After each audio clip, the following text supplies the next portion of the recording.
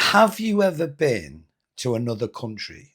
And when I say another country, I mean Europe, like Lanzarote, Tenerife, Portugal, Benidorm, Palma Nova, Ibiza, mainly European Spanish countries. Well, if you have, you would have experienced the same thing as me. And what is that? You would have been approached several times by men, and these men carry gifts. And when I say gifts, they're not gifts like you're going to get something for nothing. They're trying to sell you something. Now, these men are called Lucky men. And in this video, we're going to find out who they are and what are they about. Starting right now.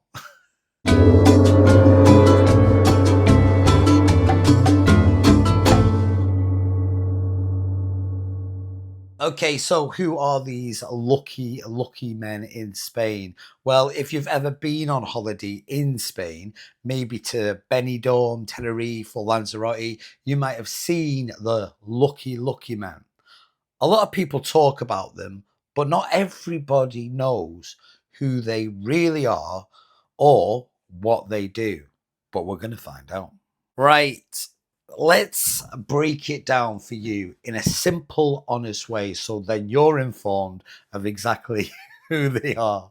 You'll like this. First of all, we have to recognize what is it that these men actually do. Well, these men walk up and down the beach or around busy tourist areas. They usually carry sunglasses, watches, bracelets, handbags, and other cheap items. So they come up to tourists and they try to sell them these things. They often call out the word lucky as they show off their items, which is where the name comes from. Some people think it's kind of funny, others find it very annoying, me being one of them. But most of us don't really know the full story of the lucky men, but you're going to find out. So, where are they from? Well, most of the lucky men are not from Spain. Many of them come from West Africa, countries like Senegal, Nigeria, and Gambia. Some may also come from North Africa. Now, they usually arrive in Spain looking for a better life. Some come legally, but many arrive in small boats or have made dangerous journeys to reach the country itself. And once they're in Spain, they struggle to find work because they're illegal immigrants. So many of them turn to street selling just to survive. But are they criminals? And are they part of a gang? Now, this is where things get a little bit tricky because not all lucky men are criminals. Some are just trying to earn money to eat or send back home to their family. But some of them are part of larger groups that control who gets to sell what and where. You see, there are cases where street sellers, i.e., lucky men, work under someone else, like a small boss. That person might give them the goods and take a cut of the money that they earn. In some cases, the sellers are forced to work or they owe money to someone who has helped them in the past, getting them actually into that country. So it's almost like a grooming gang. But that's not always the case. Some of them aren't part of a criminal gang, and some of them are. But in ways we think of big crime organizations, there can be some shady businesses behind the whole thing, but not always. So when a lucky man approaches you, don't just assume that he's part of an organized gang. He might not be. He might just be there because he needs food, and that is the simplest way to explain it. Some of them are very vulnerable, and they're just trying to survive. Like you would do the same thing if you were in that situation. If we actually look at the goods themselves, are these goods real or fake? Now, this is quite a simple answer, but I'll tell you anyway. I think we all kind of know that most of the items sold by the lucky men are fake. They copy big brands like Ray-Ban or Rolex or Louis Vuitton and others. You might see a pair of designer sunglasses or something which is obviously worth a lot of money in the high street, but they'll sell it to you for about €10. But are they real? No, they're not real. But they look real, and we all like a bargain.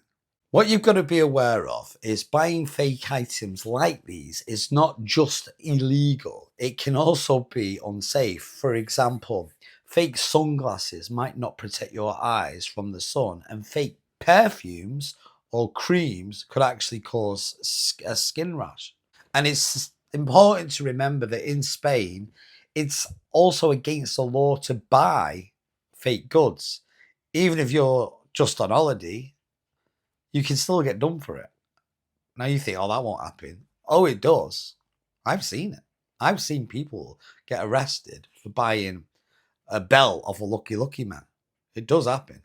You've got to be aware that in some places, the police have given out big fines to tourists for buying from the street sellers because in most cases, the police don't want them there. And by you buying off them, you're encouraging this illegal transaction, if you like. So, what should you do if the lucky men approach you? Because they probably will. If one of the lucky men comes up to you on a beach or while you're walking around, don't panic. They're usually quite friendly, not aggressive. They don't want to do that because they don't want to get in further trouble, do they? Because they're already taking a risk, aren't they, by approaching you? They're not necessarily looking for trouble. That's not what they want. They want money. And in order to do that, they're going to be very friendly and they might say, hello, my friend, or try to hand you something like a gift. They'll get a piece of string and put it on your wrist. Don't let them. Do not let them do that. What you need to kind of be aware of is that the best thing to do is say to them very politely but very firmly, no, it's not hard. No, thank you. That's what I say. And just keep walking away from them. The worst thing you can do is stop or argue with them or open a conversation or dialogue because now they're going to try and pull you in. So, like I say, with the string around your wrist, do not take anything from them, even if they say it's free, and they will say it's free. Do not take anything from them or anything small as a gift. Because if you do, then they will ask for money for it afterwards. And if you try and walk away, you've got the string around you now, so they'll bloody follow you. And they will. Because again, their objective is to get money for their own purposes, their own reasoning behind that, which we sort of covered before. You see, if you take it, let me clarify this. If you take it, they may follow you until you give them cash, and they will follow you. So just smile and just say no and move on. If they keep following you and make you feel a little bit unsafe, then all you need to do is go into a nearby shop or a cafe where other people are. Don't be afraid to ask for help. Now, you might want to report them to the police if you feel really threatened, but usually there's not much of a threat because they're quite friendly. But can you do anything, or can the police do anything? Well, this is how it kind of works. You see, the local police in tourist areas are well aware of these lucky men or the sellers, and you'll often see officers walking around or riding bikes along the beach, and they usually try to move the sellers along or take away their fake goods to try and interrupt their activity. But the problem is, or the problem that the police have, it is very hard to stop the problem. It's been going on for years. And even though they could kind of interrupt it, they'll never stop the problem completely because the sellers often return the next day. You see, the people behind the scenes, the ones actually giving them the goods, are a lot harder to catch, and they're the ones that are manifesting this orchestra of selling goods. So that is why the best thing you can do as a tourist is not to buy anything from them. You see, if there's no money being made, the selling slows down. So by you buying off them, you're encouraging them. Kind of makes sense, doesn't it? When you look at it logically. But that's exactly how it works. That's life. So look at it again. Why are these men still doing this? Well, many of the lucky men have no choice. They don't have the right papers to work legally, and they may be sleeping in poor conditions. So selling fake goods is often the only way that they can make any sort of living to buy food. Fair enough. That doesn't make it right, but it does help us understand why they're doing it. It's a mixture of poverty, pressure, and survival. Some might even be victims of trafficking, where they've been promised a better life only to end up being trapped in a debt or fear based driven mind cage. They haven't got a choice. And they might be smiling and they might seem happy, but a lot of them are desperate. They don't want to be in that situation. Would you want to be in that situation? Of course you would. So, what makes you think they do? They don't. So, what should you remember on holiday? Well, here's what to keep in mind if you're going on holiday to Benidorm or Benidorm. I always say Benidorm. I don't know why. Tenerife, Lanzarote, or anywhere else in Spain. Keep these things in mind. Don't buy from the street sellers, the lucky men. It is completely illegal and it supports shady activity. By you buying it, you're encouraging it. It's as simple as that. The other one is do not accept free gifts from strangers because they are strangers. They almost always ask for money afterwards. So when they go, hey, my friend, and they grab your wrist or they try and prod, don't let them. Say, no, pull your hand away. No, thank you. Be firm. I'm not interested. That's it.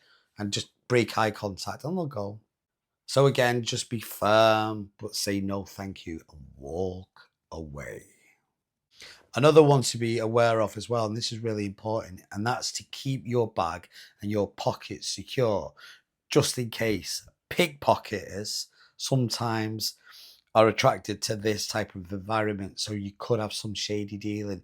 So someone could come up to you trying to sell you something, but he's working with someone else and they're clocking you. So they could watch you get your money out of your right hand and pay. And that other person who's working with them now know where your money is, which pocket, which is easier to pickpocket you. And if you're on holiday having a drink, you're not fully conscious, are you? So then what do? You become a target. So again, just be aware and keep your pockets secure just in case the pickpockets or pickpockets, Glory, what's that? They try to come in, which they often do. You've got to remember you're not stupid, right? But when you go on holiday, we all let our guard down. So stay smart, stay kind, and stay safe. Your best move is to avoid buying anything from them and just enjoy your holiday with that peace of mind. And that is basically it. If you remember that, that's all you need to know. So now you know the lucky men are. And I know that it's annoying, especially in places like Tenerife, I found was the most annoying. Every 2 seconds, someone was trying to sell me something. But just say, no, thank you, and walk on. And if you'll do that, it won't bother you. They'll just go on to the next person because they're not going to put the time and energy because you've told them firm and you've told them politely and you've told them straight. They know they are not going to be able to change your mind because you're being very certain in your action. You're not interested. Move on. So I hope you enjoyed this video. I hope you learned something. And if you take what I've told you, then once a lucky man approaches you, which they will, then you'll go, what did that video, that YouTuber say to me? Be polite, say no, and just walk. Carry on walking. That's all you need to do. And that is the story, the origins of who the lucky men are. Until next time, guys, take care and enjoy your holiday. I'll speak to you soon.